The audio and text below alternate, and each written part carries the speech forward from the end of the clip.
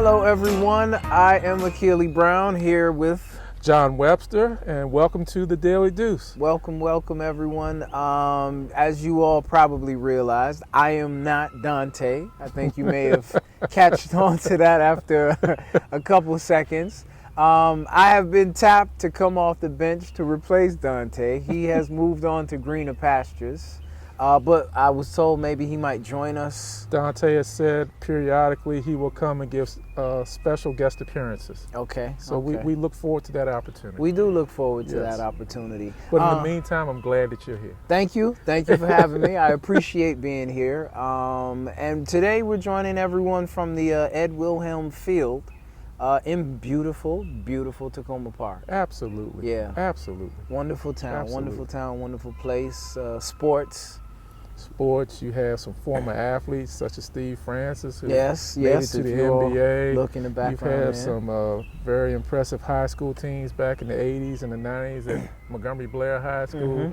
Some really good teams at Springbrook as well. Yeah. So you have a lot of history in Tacoma Park of athletes and successful sports teams. Yeah. And I failed to mention the baseball program started by Lee Jordan many years ago, and a Yes, field named yes. after him over at Tacoma Park Middle School. Yeah, it was dedicated to him 3 years ago? 2 years ago? 3 years ago. 3 years ago, 3 yeah. years ago. Yeah. Yes. Dedication Yeah. ceremony. So that was beautiful. Yeah.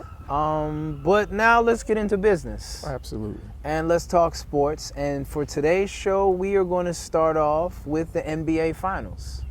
Excitement. Very exciting, Excitement. actually. Excitement. Very exciting. It hasn't been boring at all. It No. hasn't been. It's from one extreme to the other extreme. Yes. Yeah. And the seesaw has just been going back and forth, back and forth. And we want to start off today with talking about picks. Okay. You know, my pick, your pick. You want to tell us who your pick is? I'm going with the Golden State Warriors, Achille. Going with the Golden State Warriors. My reasoning, Yes, why? I like them, but also I have no problem with Cleveland. Okay, I hope one day, not this year, not Okay. this week, that LeBron gets a championship. okay. But for Golden State to win 73 games, have the most wins of any NBA team in history, and not win the championship, nobody will remember anything else. They have to finish the deal in order to be remembered as one of the greatest teams ever. If they don't complete it, nobody knows them. They're just a footnote in history. Yes, I agree with that. I agree. I want to speak to that. I'm going to start off by letting everyone know I'm actually going for the Cavs, for Cleveland in this instance. And the reason I'm going for Cleveland, a few things. The biggest thing is I think the fact that the city has had such a drought for such a long time. Honestly, I can't think of anyone else who has been able to really spark the community as a whole besides LeBron. Correct. And I think honestly, since this is his 13th year, so since high school, and him being a Cav, obviously the stint in Miami, and then coming back, he's kind of given the area life. He's made it Yes. very interesting. He's given us something to talk about. He's given us something to talk about every single year of his career, Yes. constantly. And that, I think for that reason, at the top of the list, as far as just kind of the city, his consistency, coming back every single season, ready to play. In my opinion, he is the ultimate team player. He's not a pure scorer or a pure passer or a pure defender, or he's actually blood, sweat, and tears at every end of the floor. So I think for that reason, that's why I've been kind of rooting for them. He is absolutely one of the best players in the NBA. And I can see him going down as one of the best players ever in the NBA. The thing that I really wish people would stop doing is comparing him to Michael Jordan. I His agree. game is not Michael Jordan-esque. His game, if you had to compare, is more Magic Johnson, more of an Oscar Robertson. He's going to get you a triple-double. And his game has never been, at no point in his career has he ever made an effort to be Michael Jordan-esque on any level. Never. Yeah. It's never been him. He is the ultimate team player, Mm-hmm. but so many people have wanted to compare him to Michael. Mm-hmm. And in my opinion, I just think it's an unfair comparison Yeah. because his game does not correlate to what Michael Jordan does. Yeah. Michael Jordan was not an assist man. Not at all. For a long time, as much as I love Michael Jordan, he couldn't spell assist. So, but This is very true. LeBron is an assist man, a rebound man, and he can still get you 20 or 25 a night too. Yeah. But if LeBron is getting you 35 and 40 a night, then that's a problem Yes. because his whole thing is to incorporate everybody else. Right. I agree. But he still does not need to win this year. So now to go back to that other point, you brought up as far as the Warriors and them breaking the regular season record with the 73 wins. I mean, I applaud them. them. And I think what is so impressive to me about the Warriors is the fact that they play as a team. Absolutely. And that is something that I think year after year after year, whoever wins the NBA Finals, normally it's a team that wins. Mm-hmm. Even those Michael Jordan Bulls, they actually had a full roster from top to bottom Yes, they did. of exceptional players who knew their role. Sure.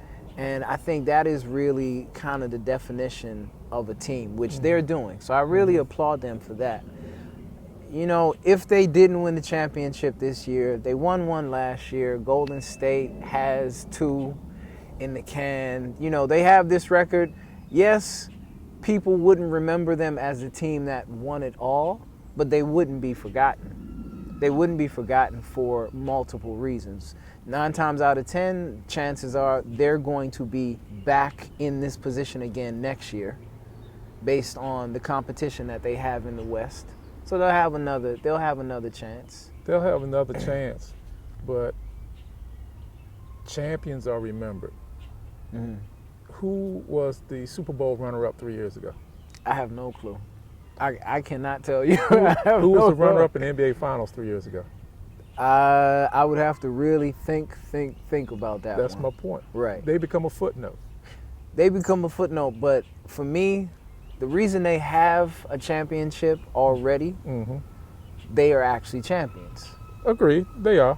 They're actually champions. But you have to cement this deal. You have to win this and be back-to-back champions and have the best record ever to go down in history as one of the best teams ever. Okay. Skipping the sport for 1 second, we'll come back. I'll give you another example. Yes. The Redskins in 1983 set all sorts of records. Right. They were 14-2, went to the Super Bowl and had a chance to be back-to-back champions. They lost to the Oakland Raiders, 38-9. Who do we talk about to this day? The Oakland Raiders. Oakland Raiders, yeah. And the Redskins team that year had a juggernaut offense and some of the greatest players and the greatest offensive line ever. But you won't talk about that team. You'll talk about the one that won in 91, the team that won in 87, and the team that won before. So let me ask you this. What if the Warriors hadn't broken the season, the most wins in a season, regular season record? What if they hadn't won and they came in just one game or even tied the Bulls? What if they only tied them or simply one game behind that Bulls team? Would you feel like they would need to win now in order to still be considered technically one of the greatest teams Yes. in NBA history? Yeah, I would. Because you and it's not right, but it's reality. People don't recognize second place. People recognize champions. It's not fair. Even all the way down to 10-year-olds and 11-year-olds. They remember who won the championship. Yeah. You can't remember who was in second place. It's terrible. It's unfortunate. But that's what society is based on. So even if they had come up 71-11, 72-10 like the Bulls, 72-10 and still not win the championship, no.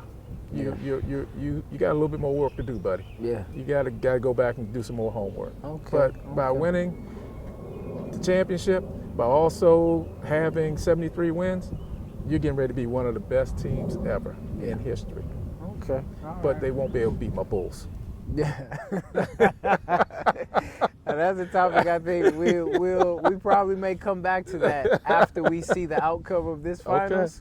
I think we may want to come back to that to see how they dealt with the pressure that Cleveland has been giving them, and we'll actually jump into some of the new developments in that season. A lot of people thought coming into the finals that it would be pretty easy for Golden State, and at this point, at the point of us shooting this show, they are up 3-1. Yes. So there is an assumption that maybe they could just kind of take it 4-1, but there's been a new development as far as Draymond Green. Draymond Green recently got another technical foul, I think flagrant. A flagrant it was. And you get 4 points on flagrants, and Yes. you have to sit a game. Exactly. And so now with Draymond Green, this has been a ongoing situation. Yes. Because Draymond Green has been racking up flagrants and technicals to the point where he now has to sit. Yes. Some people think it's unfair. Some people think they should have, I guess, ignored it. The fact that, you know, he swiped up for the groin area, or some people feel like it was justified that he did swipe up for the groin area. What do you think about that? Well, Keely, my answer is complicated. You may say, take a stand one way or the other, John, but this is the best thing I can say. The first thing I'll say, Draymond Green put himself in this situation. He has no one to blame but himself, because emotionally, his emotions are so high and so extreme, and they help him play, that he lets it get away from him. Golden State pretty much had that game wrapped up the other night. And in the situation he's in, which is like having 5 fouls, he's got to know he's got to walk away. Also, I'll throw something in here that nobody said. As a coach, Steve Kerr knows you pretty much got this wrapped up. Put him on the bench. Put him on ice now, because you don't want something to happen. With that being said, LeBron is a great showman. He got what he needed out of that situation. If you go back to when you and I played ball, you can't just walk over somebody. That's going to cause a problem, which it did. Draymond, at his point, has to walk away. But it's kind of hard to walk away, because the unwritten rule is you got to stand up for yourself at that point, which he did. That's why he's sitting. Now you got to think, what's more important? Me standing up now and making a statement, or my team? And a coach has to realize, I'm up by 10 with 3 minutes to go. Can I put him on the bench? Because what happened at the end had been brewing most of the fourth quarter. You have to see that as well. That's why I say it's complicated for me. Another piece to the puzzle for me, what he was alleged to have done, me and Draymond Green, in the Oklahoma City series, when he kicked Adams in the groin, was a whole lot worse than what was seen Friday night. I think part of what the NBA did, they will always say they didn't. I think part of the penalty is based upon what they didn't do in the Oklahoma series. So that's why we're sitting here now. I think what they both should have got was double technical fouls and call it a day. I just have a hard time with the NBA now, where a referee will make a call, but then the head office gets to go back and review it. Well, heck, if we're going to do that, why don't we just play it like street ball and just shoot to see who's going to take the ball out first, and then go play, and then no referees, and if you have a problem, then you go to the replay. And then if you have a tie-up, you just call first. I mean, if you're always going to go back and look, why do you need the referees? Referees are human. Referees will make mistakes. But that mistake that the referee made was not just tied to that. In my opinion, it goes back to Oklahoma City series, because the NBA office, in my opinion, feels as if he wasn't punished enough in that game, and this was their opportunity to get it. I agree. I agree with a lot of points. To begin with it, I think it is Draymond Green's fault and responsibility. Your team is up. Your team is up. I mean, the greatest revenge is to hoist the championship in the air. Sure. So for something that is I think kind of trivial to the degree in which he stepped over him. That can kind of be argued. You know, did he go out of his way to squat on him and do something overly, you know, disrespectful to him, or did he just try to get back into the play? That is LeBron. Did LeBron try to get back into the play? You know, him going out of his way to swipe, I think that was really the thing that had been, it's become a habit for him because he has so many of these instances. I'm a little concerned about his swipes. Yeah, his swipes, whether it's his arm or his foot, or this is something that is not just once or this is something he does. Honestly, if something like this doesn't happen, where he isn't removed from a game, I don't see why he would ever have to stop. He could come right back again next season, and whenever he feels the swipe. If you remember back in the Oklahoma series, when he came back, he almost kicked Russell Westbrook in the head. I mean, it's an ongoing situation with him. And at some point, you have to realize, as good of a player as he is a triple-double machine. He is one of the top 15 or 20 players in the league right now. But his emotions are taking him away from the team effort. Championship is what you want right now. Yeah. In some ways, and I admit, Akil, I am old school, which you already know. He reminds me a little bit of Dennis Rodman, except for he can score more than Dennis Rodman because he's always trying to get into your head. He's always trying to do something, and he will perturb you, to put it nicely. He will do some things to get you very upset on the court. And Rodman did the same thing. But this isn't the 90s basketball. This is 2016. Yeah. And you have to watch how far you go. Yeah. And go back to what I said at first. He has nobody to blame but himself. Yeah. Now, is it a fair penalty he got? I don't believe so. But he put himself where he is right now. Yeah. So. Yeah. Okay. All right. So we are moving into Game 5. So we'll see. We'll see what happens if this exclusion of Draymond Green from Game 5 is a big enough difference to get the Cavs one more win, or if the rest of the Golden State team can hold on to actually finish the series off in 5. We'll see. But up next, we are going to talk about the great one. We are going to pay homage to one of the greatest of all times, I think, even outside of sports. Just one of the greatest, period. Just one of the greatest, period. All right, guys, up next we'll be talking about Muhammad Ali. So recently, as you guys know, we lost one of, I guess I could say maybe one of the world's greatest citizens. I think a gentleman who, outside of his actual work as an athlete, as a boxer, did as much as he could possibly do to create fellowship, brotherhood, peace throughout cultures in the world. And we recently lost, I'm referring to Muhammad Ali, on June 3rd. Yep. And John, you were telling me a little bit about a story in which you met. Yeah, first let me pay homage with I treat this like a jersey. That's beautiful. Muhammad Ali. Let me just hold that up on one side there. That's like a flag, yeah. And my subscription to Sports Illustrated, I've had it since I was 9 years old. Yeah. And I'm now even 10 years old. And this was the caption this week. Okay. And the back of it, farewell champ. Yeah.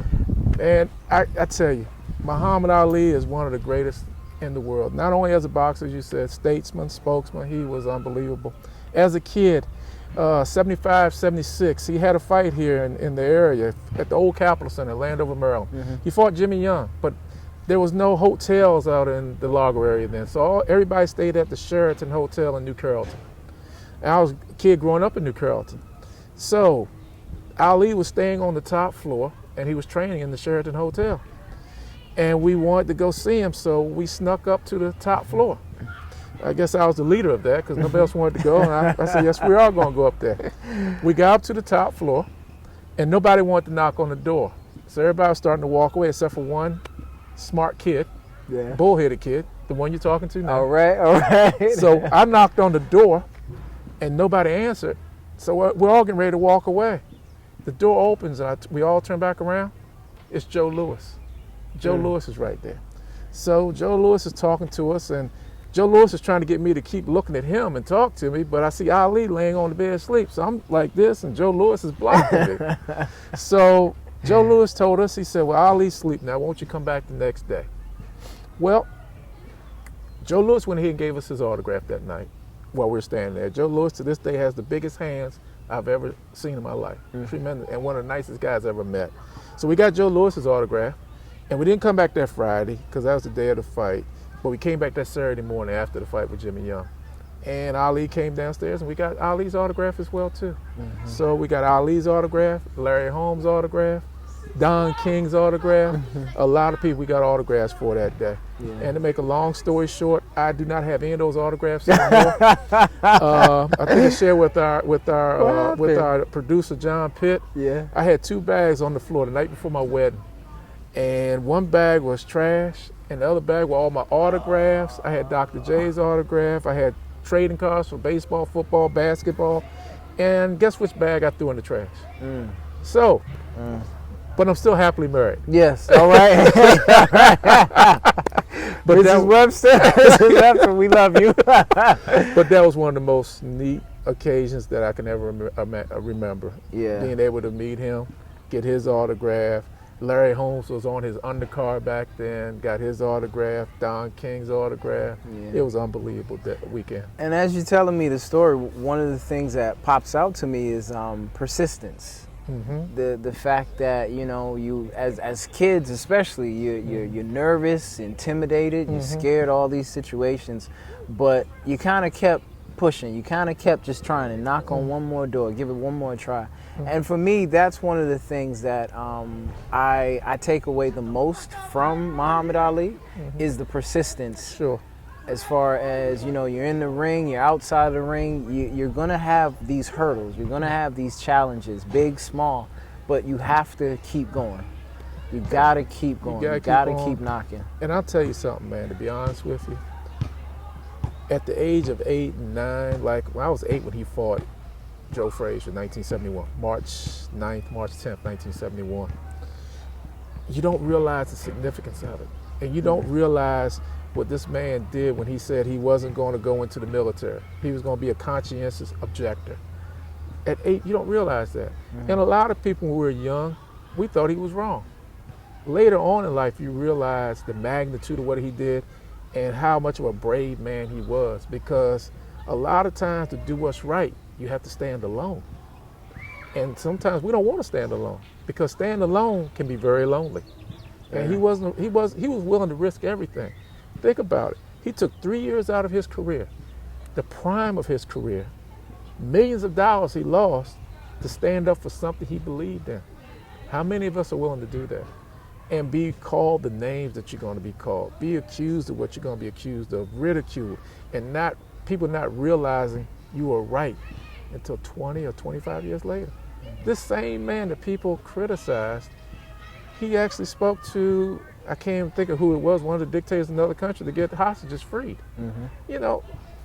What other athlete has done that? That's why I said he's more than just a boxer. He's a statesman, he's a spokesman, he's the greatest. He is absolutely positively the greatest. And the thing I tell kids nowadays, he wasn't bragging. He wasn't bragging, because if he says he's gonna knock you out in 4, he kept a promise. He kept a promise. He put in the work to actually knock you out in 4. In 4 rounds. Yes. And you were done in 4. And unbelievable. And I'll also say, huge guy when you see him. 6'3", 225 pounds. Huge. Yeah. Huge. But absolutely, positively, the greatest. Yeah. And I think on that note, we can wrap today's show. I think that's the best way to go out. Everyone, thank you for joining us today. We appreciate it. This has been the Daily Deuce. I'm Akili Brown. I'm John Webster, and again, welcome to the show, Akili. I've really enjoyed it today, and I look forward to having many more shows to be done with you. Ladies and gentlemen, enjoy your day, enjoy your weekend, and please watch Golden State win tonight. Let's go, Cleveland. Take care, guys.